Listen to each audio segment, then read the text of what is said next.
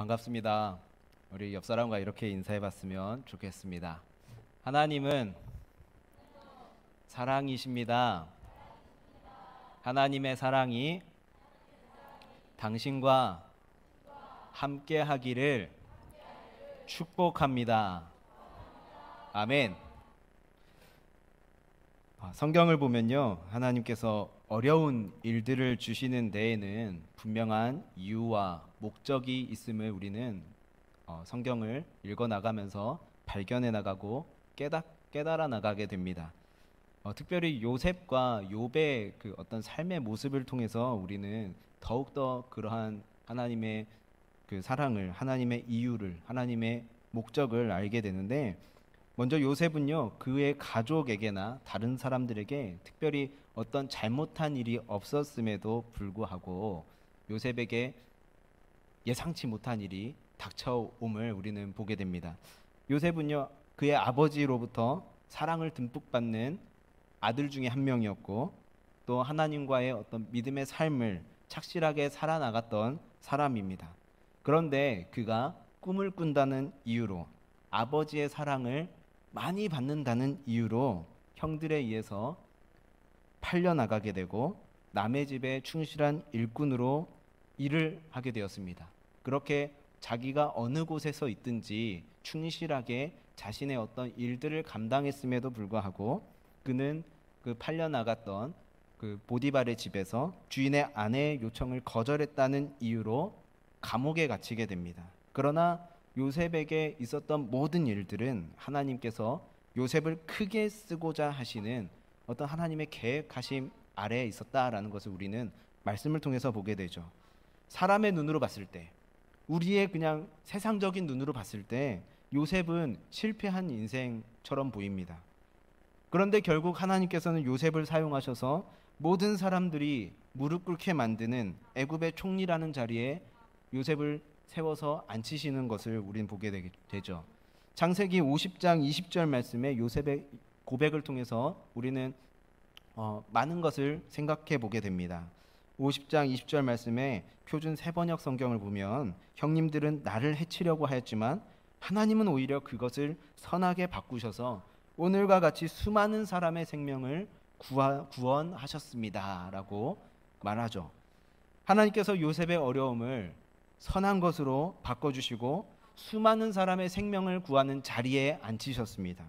요셉의 어려움을요, 하나님께서는 승리로 바꿔주신 것입니다. 욥의 경우도 마찬가지입니다. 욥이라는 사람이 어떤 사람입니까? 동방의 의인이라는 사람이었고 또 동방에서 가장 경건한 사람이었다라고 말하죠. 욥은 자신의 자녀들까지 혹시 하나님께 죄를 범하게 될까봐, 하나님의 영광을 가리게 될까봐 늘 자녀들을 위해서 기도하면서 믿음으로 제단을 쌓아나갔던 사람이었습니다. 그러나 그에게 전혀 생각하지 못했던 일들이 찾아오게 되는 것입니다. 하루아침에 모든 재산이 사라지게 됩니다. 그리고 하루아침에 사랑하는 자녀들이 그의 눈앞에서 사라지게 됩니다. 그러나 욥은 이렇게 고난당하는 것에 하나님의 계획하심이 있음을 고백합니다. 욥을 믿음의 자리에 굳게 세우고자 하시는 하나님의 계획하심이 욥의 삶 가운데 있었습니다. 그래서 욥은 이렇게 고백합니다. 욥기 23장 10절 말씀을 보시면 그런데도 그는 나의 걸음을 낱낱이 아시나니 털고 또 털어도 나는 순금처럼 깨끗하리라 라고 고백합니다. 그리고 욥기 42장 5절 말씀을 보면요, 당신께서 어떤 분이시라는 것을 소문으로 내가 겨우 들었는데 이제 저는 이 눈으로 당신을 뵈었습니다 라고 고백하죠. 욥은 하나님께서 나의 모든 것을 알고 계시기에요, 난 순금처럼 깨끗합니다 라고 고백합니다. 그리고 그는 그동안 내가 귀로만 하나님에 대해서 듣기만 했는데 이제 눈으로 하나님을 체험하게 되었고 하나님께서 욥에게 그 전보다 더 많은 복을 주심을 이제야 비로소 눈으로 보게 되었다라고 고백합니다. 그렇습니다. 지금 여러분에게 어떤 일이 있으십니까? 어려움입니까? 아니면 아픔입니까? 아니면 괴로움입니까?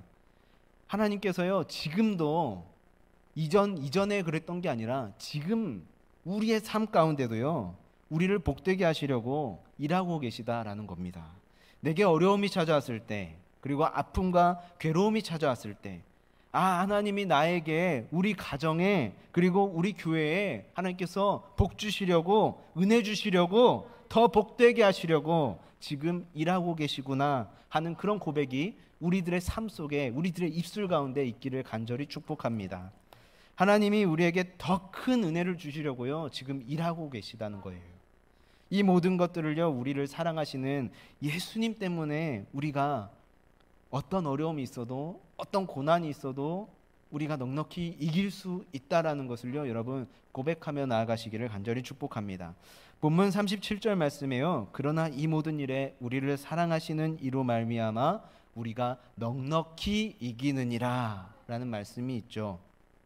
표준 세번역에는 이 말씀을 어떻게 번역하냐면요, 맨 마지막 부분만 보면 우리를 사랑하여 주신 그분을 힘입어서 이기고도 남습니다 라고 번역하고 있습니다. 하나님이 도우시면요, 우리는 모든 거 이길 수 있습니다. 승리할 수 있습니다. 그리고 넉넉히 이겨나갈 수 있습니다. 이기고도 남습니다. 여러 가지 어려움과 문제 앞에서 어려운 모습만 보고 거기에 붙잡히지 마시기 바랍니다. 인간의 생각으론, 인간의 어떤 경험으로는 이 일은 안 될 것 같은데, 내 눈으로 봤을 때 이 일이 될까? 안 될 것 같은데 라는 일들이 참 많이 있죠. 그런데 여러분 염려하지 마십시오. 두려워하지 마십시오. 오늘 말씀에 뭐라 말씀하고 계십니까? 예수 그리스도를 힘입어서 모든 시련을 이겨내고도 남는다라고 말씀하고 계시죠. 그러므로 하나님의 백성된 우리 초대교회 성도 여러분, 지금 내게 어떤 일이, 그리고 지금 우리들의 모습 가운데 어떤 모습의 내용이 있더라도 하나님을 향한 믿음 안에 굳게 서가시기를 바랍니다. 말씀 위에 굳게 서셔야 됩니다. 우리를 사랑하시는 하나님의 도움으로 승리하게 될 것을 우리가 믿음으로 고백할 수 있어야 됩니다. 그래서 우리는요, 예수 그리스도 때문에 절대 쓰러지지 않는다는 것입니다. 고린도후서 4장 8절로 9절 말씀에 이런 말씀이 있습니다. 우리는 아무리 짓눌러도 찌부러지지 않고 절망 속에서도 실망하지 않으며 궁지에 몰려도 빠져나갈 길이 있으며 맞아 넘어져도 죽지 않습니다 라는 공동 번역의 개정판 내용입니다. 물론 인생의 길에서요, 우리를 짓누르는 여러 가지 상황들이 참 많이 있습니다. 답답한 일도 참 많이 있고요, 낙심된 일도 참 많이 찾아옵니다. 우리가 살아가다 보면 궁지에 몰리는 일도 많고요, 맞아 넘어지게 되는 일도 너무나 많이 있습니다. 그런데 우리는 예수 그리스도 때문에, 예수 그리스도를 통해서 쓰러지지 않는다는 것입니다.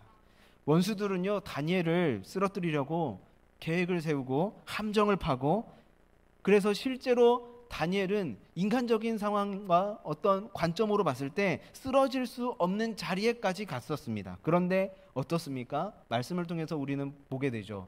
다니엘은요, 쓰러지지 않았습니다.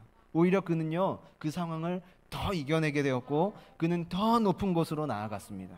여러분, 우리들의 삶 속에요, 어떤 일이 있더라도요, 우리가 쓰러지지 않을 수 있는 것은요, 우리 안에 예수 그리스도의 생명이 있기 때문입니다. 그 예수 그리스도의 생명이 있기 때문에 우리가 기뻐할 수 있는 것이고 즐거움으로 다시 일어설 수 있는 것입니다.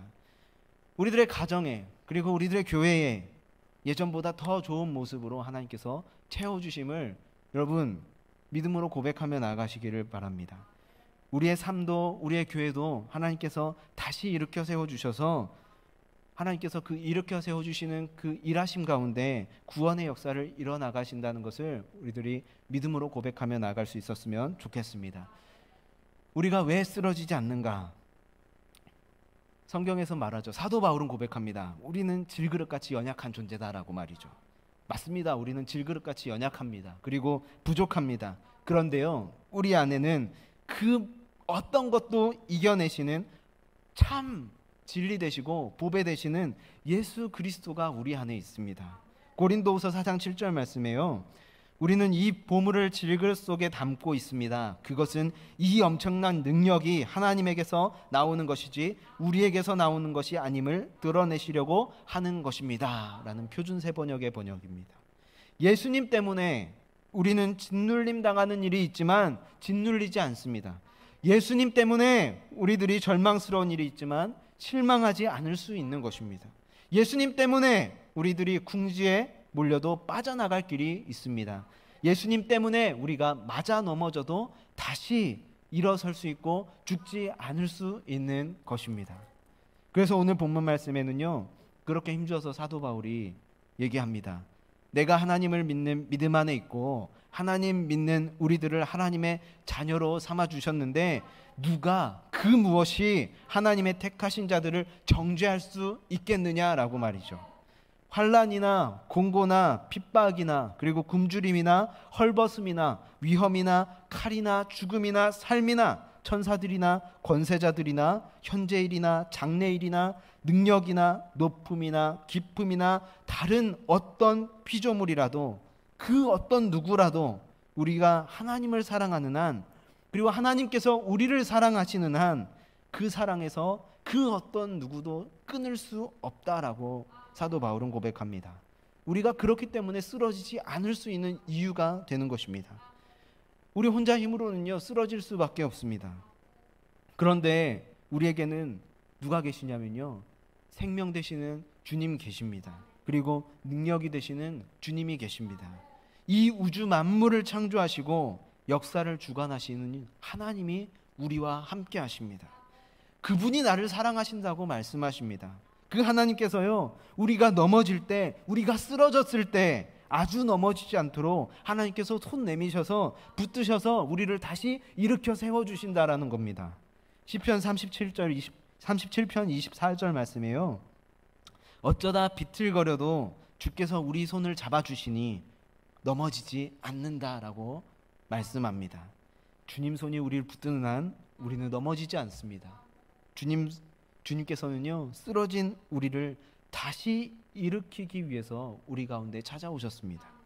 주님께서는요, 쓰러진 우리들에게 행복을 주시기 위해 우리 가운데 찾아오셨습니다. 주님께서는 쓰러진 우리들에게 소망 주시려고 우리에게 찾아오셨습니다. 시편 118편 6절로 7절 말씀이에요. 주님은 내 편이시므로 나는 두렵지 않다. 사람이 나에게 무슨 해를 끼칠 수 있으랴. 주께서 내 편이 되셔서 나를 도와주시니 나를 미워하는 사람이 망하는 것을 내가 볼 것이다 라고 말씀하고 있습니다. 여러분, 사람은요, 내 옆에 있는, 내가 정말 친하게 지내는, 내가 정말 가까이 하고 있는, 내가 피를 나눈 가족일지라도요 내 편이 안 될 수 있습니다.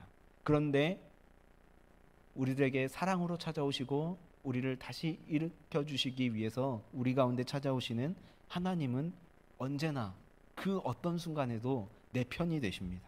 내 편 되시는 하나님께서는요, 우리가 세상에서 절망하고 쓰러지고 넘어져 있을 때도 우리를 이기도록 도우시는 분이십니다. 우리들이 하나님 은혜 가운데 있도록 우리들을 붙잡아 주시고 우리들을 인도하여 주십니다. 왜 그렇습니까? 요한복음 10장 28절 말씀에 이런 말씀이 있습니다. 나는 그들에게 영원한 생명을 준다. 그들은 영원토록 멸망하지 않을 것이요 또 어느 누구도 그들을 내 손에서 빼앗아가지 못할 것이다. 그러므로 여러분에게요, 어떤 일이 일어난다 할지라도 이러한 믿음 굳게 붙잡으신다면 다시 일으켜 주시는 하나님의 역사하심을 여러분 체험하게 될 것입니다. 우리의 삶을 풍성케 하시는 하나님의 역사를 체험하게 되실 것입니다. 우리의 삶 속에서 승리를 주시는 하나님의 역사를 체험하게 되실 것입니다. 세상을 살아가면서 여러분들을 쓰러지게 하고 불평하게 하는, 불행하게 하는 일들이 일어난다 할지라도 내 삶의 자리에서 하나님을 향한 정직한 믿음을 여러분 가지고 나아갈 때에요, 하나님께서는 세상 가운데 쓰러진 우리들을 다시 일으켜 세워주실 것입니다. 그렇게 하기 위해서 우리는 어떻게 해야 될까요? 고린도전서 16장 13절에요 이런 말씀이 있습니다. 깨어 있으십시오. 믿음에 굳게 서 있으십시오. 용감하십시오. 힘을 내십시오. 히브리서 10장 23절 말씀이에요. 또 우리에게 약속하신 분은 신실하시니 우리는 흔들리지 말고 우리가 고백하는 그 신앙을 굳게 잡읍시다 라고 말씀하고 있습니다. 하나님께서 우리를 다시 일으켜 세워 주실 때까지 여러분 깨어 있어야 됩니다. 믿음을 굳게 지켜 나가셔야 됩니다. 그리고 힘을 내셔야 됩니다. 말씀을 붙들고 하나님을 향한 믿음이 흔들리지 않도록 여러분 늘 말씀 가운데 있어야 합니다. 아무리 힘들더라도요, 아무리 여러분 세상을 살아나가기 어렵더라도요, 하나님을 향한 믿음만은 여러분 안에서요 견고하게 세워져 나가야 됩니다. 여러분 그러기 위해서 예배의 삶을 사셔야 됩니다. 여러분 하나님을 향한 믿음만이요 승리의 비결입니다.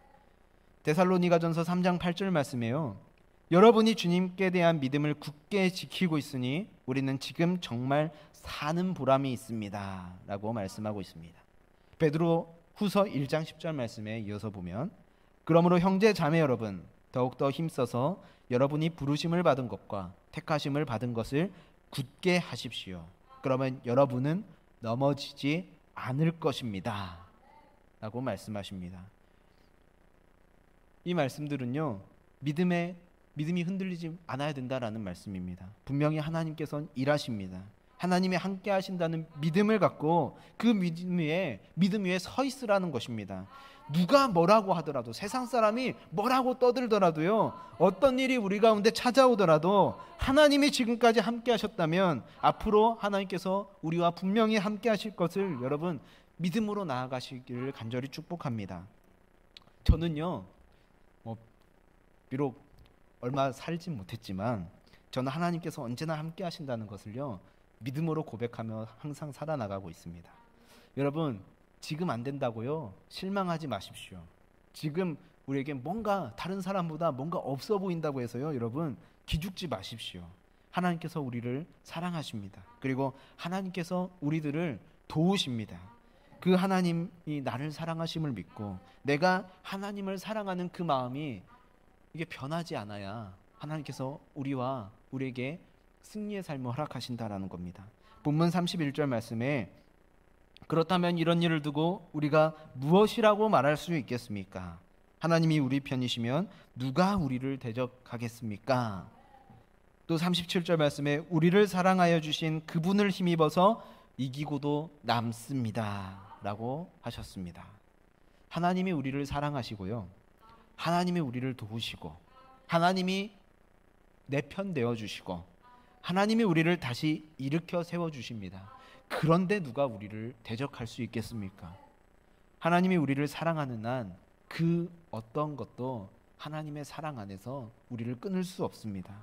뿐만 아니라 우리가 하나님을 사랑하는 믿음이 흔들리지 않는 한 아무도 하나님의 축복의 자리에서 우리를 끌어내릴 수 없습니다. 말씀을 마무리하려고 합니다. 여러분 지금 눈에 보이는 것이 실패인 것 같습니까? 그리고 무너진 것 같으십니까? 아닙니다. 지금 하나님께서는요 우리를 다시 일으켜 세우기 위해서 지금도 여전히 우리 안에서 우리 곁에서 일하고 계십니다. 승리는 내 것일세라는 찬양이 있습니다. 이런 가사의 내용이에요. 승리는 내 것일세, 승리는 내 것일세, 구세주의 보혈로서 승리는 내 것일세, 내 것일세, 승리만은 구세주의 보혈로서 항상 이기네. 이 찬양이 여러분들의 삶 속에 여러분들의 입술을 통해서요 고백되어졌으면 좋겠습니다.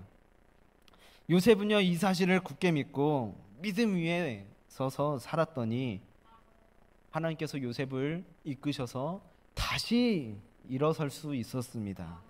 욥이 이 사실을 믿고 믿음 위에 굳게 섰더니 다시 일어설 수 있었습니다. 사랑하는 초대교회 성도님들, 지금 힘들어도요, 지금 어려워도, 지금 실패한 것 같아도 염려하지 마시기 바랍니다.